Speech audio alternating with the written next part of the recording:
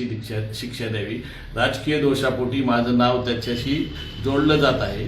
Police तपासात जे निष्कर्ष निघाले, मी जर दोषी दिसलो तर न्यायदेवतांनी मला जे शिक्षा देईल ते मी भोगायला तयार आहे।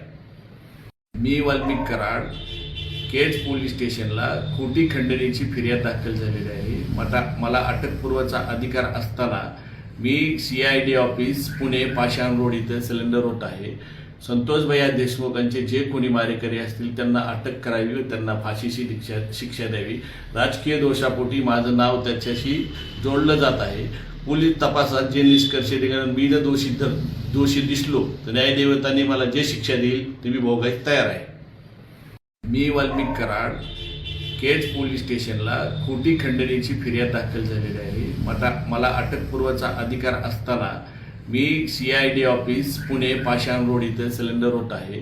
संतोष भैया देशमुखांचे जे कोणी मारेकरी असतील त्यांना अटक करावी व त्यांना फाशीची शिक्षा द्यावी।